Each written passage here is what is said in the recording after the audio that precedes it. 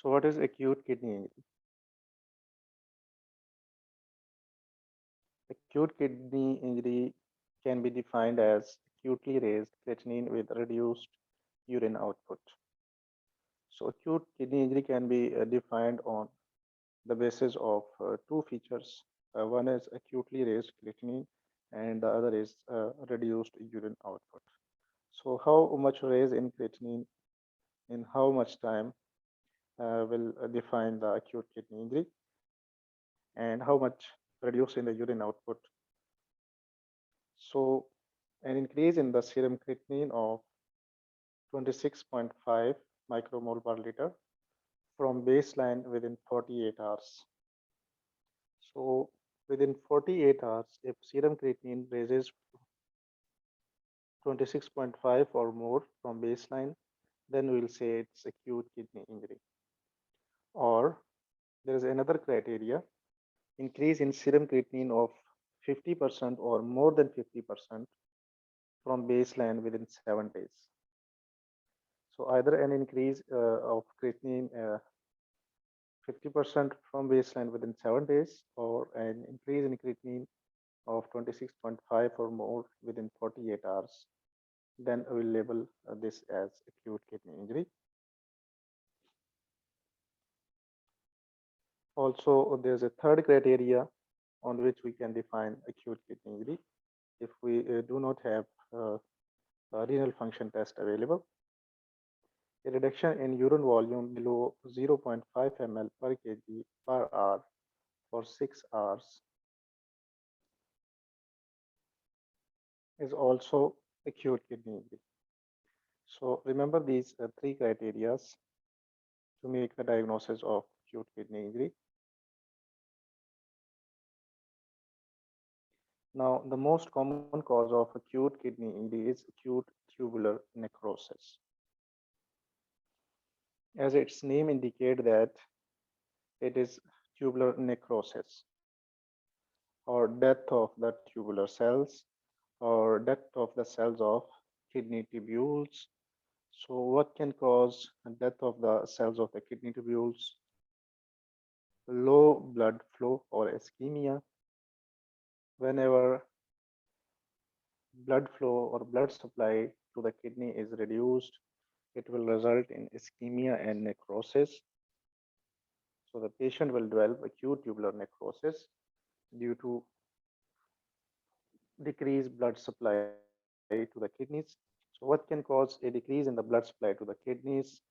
Anything that causes a decrease in the blood supply to the kidneys can cause acute tubular necrosis. For example, a massive hemorrhage due to road traffic accident or due to any reason can lead to ischemia of the tubular cells of the kidney. So ischemia will result in necrosis or death of the tubular cells of the kidney. Other causes of decreased blood flow to the kidney can include nausea and vomiting. Persistent nausea and vomiting can lead to fluid loss, which can result in hypovolemic shock, and a hypovolemic shock can result in a decreased blood flow to the kidneys, which will also cause acute tubular necrosis. So a patient with massive hemorrhage, a patient with persistent nausea or vomiting or diarrhea even, they can develop acute tubular necrosis. Now, another example of a patient who can develop acute kidney injury is a patient with a history of congestive heart failure. Because if a person heart fails to pump the blood appropriately, then a person can also develop hypocardiogenic shock, and cardiogenic shock, any type of shock, can lead to, whenever a body is in shock, the first organ that is affected is kidneys, because kidney receive 20% of the cardiac output. So whenever there is shock in the body, the first organ that is affected is kidney. So any region of shock can cause acute tubular necrosis, either a hemorrhage either volume loss due to nausea, vomiting, or diarrhea, or either a low blood pressure due to heart failure. So the first cause or the most common cause of acute kidney injury, acute kidney injury is acutely raised creatinine and or acutely reduced urine output. The most common cause of acute kidney injury is acute tubular necrosis, which can be caused by decreased blood flow to the kidneys due to hemorrhage, due to hypovolemic shock, due to nausea, vomiting, and diarrhea, and cardiogenic shock due to heart failure.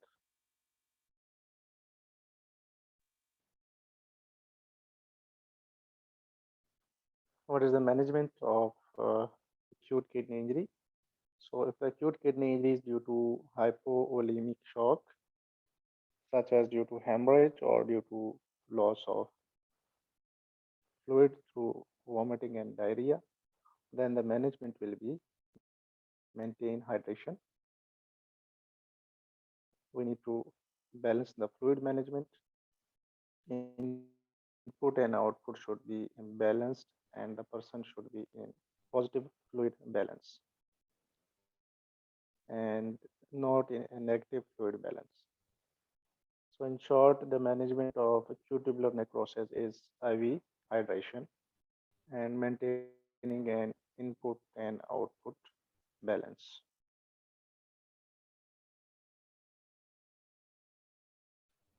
Hypovolemia due to vomiting plus diarrhea can lead to dehydration and hypovolemic shock, which can result in acute kidney injury. What will happen when there's acute kidney injury? The function of the kidney will be disturbed.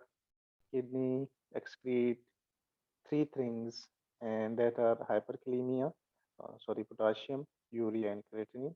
So, because in case of acute kidney injury, kidney are unable to excrete potassium, creatinine, and urea. So, hyperkalemia, raise serum urea, and raise serum creatinine will occur.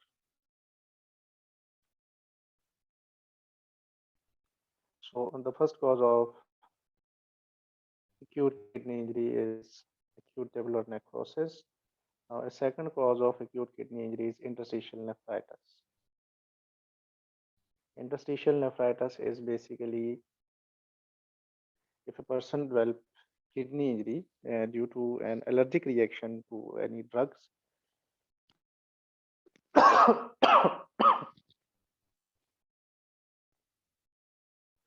So, if a patient develop acute kidney injury after an intake of drugs such as the common drugs that can cause interstitial nephritis, they include penicillins and proton pump inhibitors. Due to an allergic reaction to these drugs, the person may develop acute kidney injury, which will present to you with fever, rash, and hematuria. Because it is an allergic reaction, so a rash will also be present in the presentation of interstitial nephritis. So if a patient present to you with hematuria after taking a drug such as penicillin or proton pump inhibitors, then you will suspect interstitial nephritis. Hematuria after drug intake, hematuria, rash after drug intake, the diagnosis will most likely be interstitial nephritis. You will confirm your diagnosis, and the definitive diagnosis is made on biopsy. But other investigation can also confirm the diagnosis, such as mild eosinophilia will be present on complete blood picture, and urine dipstick will be bland. What does bland mean? Means no protein or blood will be found on urine dipstick.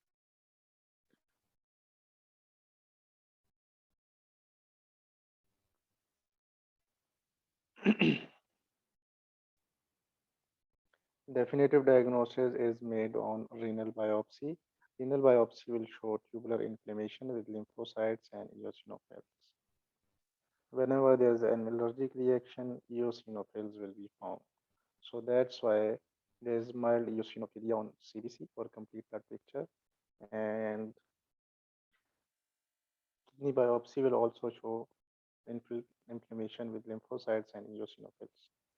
Because it is an allergic reaction to the drugs such as penicillin or proton pump inhibitors, that's why the treatment will be oral prednisolone.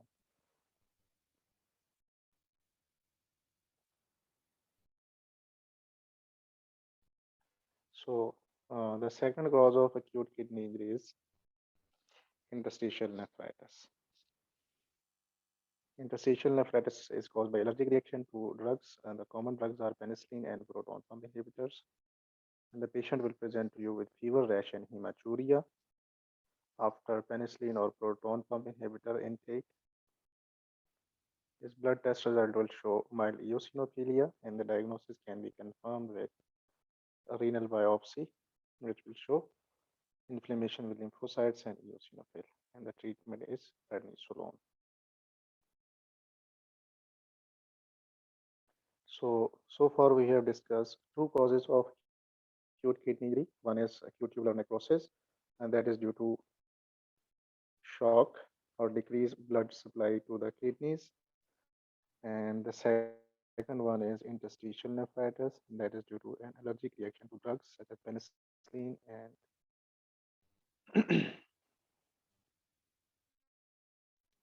omeprazole. Now, the third cause of acute kidney injury is rhabdomyolysis. Rhabdomyolysis means breakdown of the muscle cells. So, what are the things that can cause necrosis or death of the skeletal muscles? The common scenarios that are asked in the Plab 1 exam, they include if a person is trapped for several hours under a heavy object, such as a heavy stone, or if a person has a history of fall followed by lying for a long period of time on floor, an elderly with frequent fall after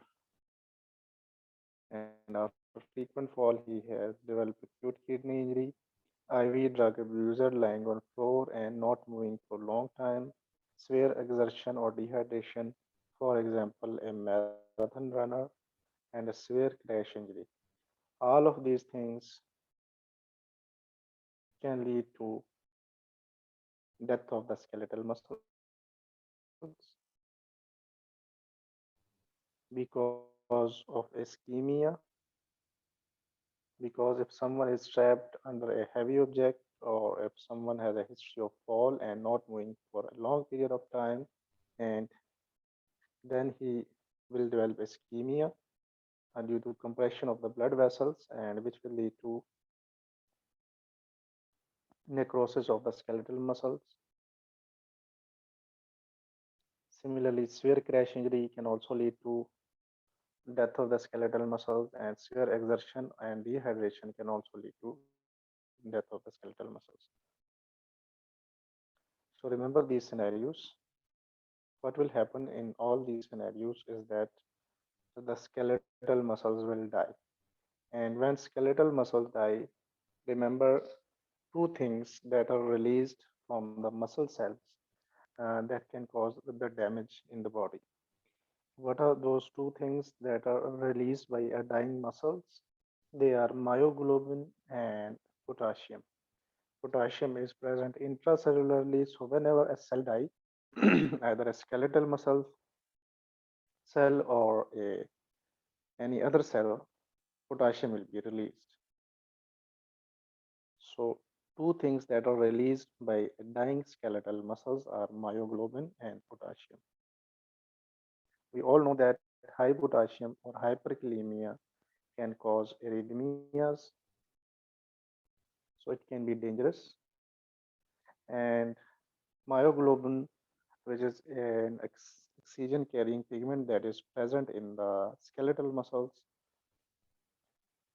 it is a nephrotoxic. When it comes in contact with the kidney tubules, it can damage the kidney tubule. So two things that are released by a dying skeletal muscle, that are myoglobin and potassium. Myoglobin can cause acute kidney injury or damage to the kidney tubules because it is nephrotoxic, and potassium can cause arrhythmias. The third thing that is released by the skeletal muscles, the dying skeletal muscles, is an enzyme that is creatinine kinase. It is helpful in the diagnosis of rhabdomyolysis because whenever there's rhabdomyolysis, the diagnosis will be confirmed on creatinine kinase levels. So the definitive investigation to confirm a diagnosis of rhabdomyolysis is creatinine kinase level, which will be very high. In case of rhabdomyolysis, they are usually more than 2000 international unit per liter. So someone with a history of any of these scenarios, such as trapped for under an heavy object for several hours, history of fall, and not moving for a long period of time, or a severe exertion and dehydration, such as marathon runner or a severe crash injury, present to you with acute kidney failure, features of acute kidney failure, then you will suspect a rhabdomyolysis.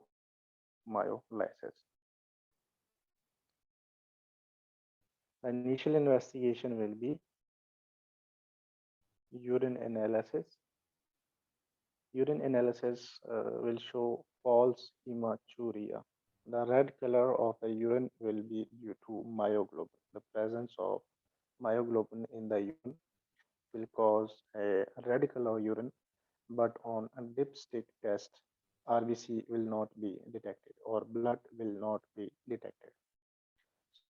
So urine analysis will show false hematuria, a red color urine, but no RBC or no blood on dipstick.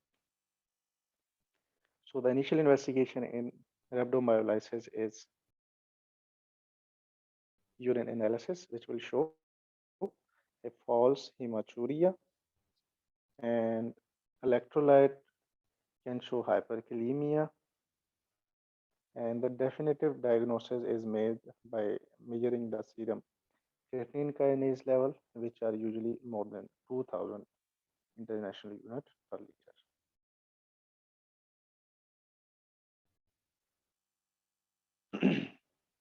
So what is the management of rhabdomyolysis? We have only two problems. One problem is arising due to myoglobin. So we need to manage the nephrotoxic effect of myoglobin, and the other is the release of potassium. So we need to manage these two complications. Myoglobin is nephrotoxic. It can cause acute tubular injury resulting in AKI. So we will give IV fluid to decrease the contact time between the myoglobin and the kidney tubules. We will give IV fluid, and if the patient is having hyperkalemia, we will confirm it by doing an ECG. And if ECG shows tall T wave or wide QRS complexes, then we'll give IV calcium gluconate.